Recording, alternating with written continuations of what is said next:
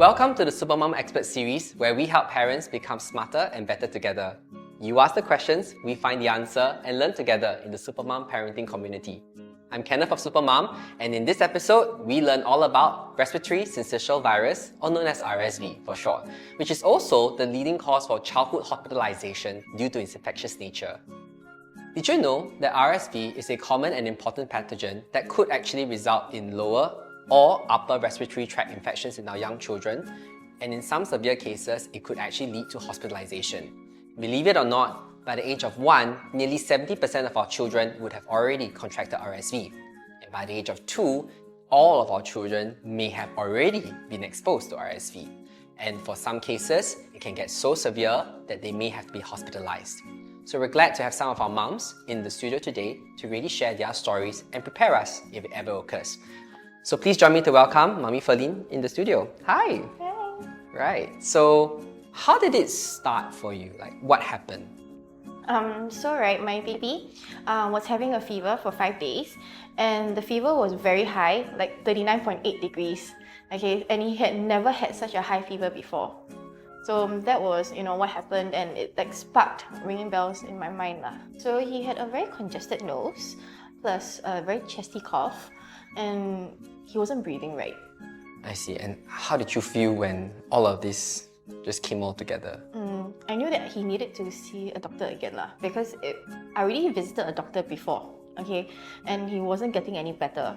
So, and he was also rejecting milk, okay, and he had no pee diaper for more than 6 hours. So these were all red flags in my mind that I knew that he needed medical attention.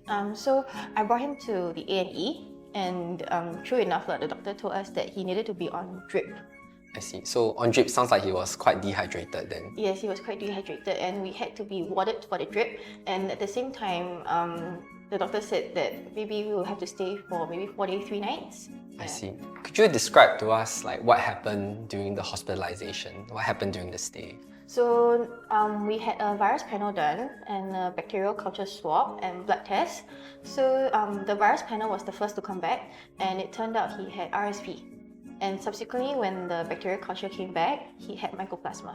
I actually felt very helpless, okay, because normally he's a very joyful baby, but in the hospital on the bed, he was just very lifeless. He was coughing, vomiting, and he was just not like my usual baby, and there was nothing that I could do. We actually stayed for 8 days in the hospital, versus what they told us, maybe 4 days, 3 nights, because of the RSV, right, he had pneumonia. Actually, we're just post-discharge about 2 weeks, and he is still recovering. He hasn't recovered yet. Sounds like it's really, really long. Yes, it is. After going through the ordeal, what would be some advice that you would give to other mothers or even expectant moms?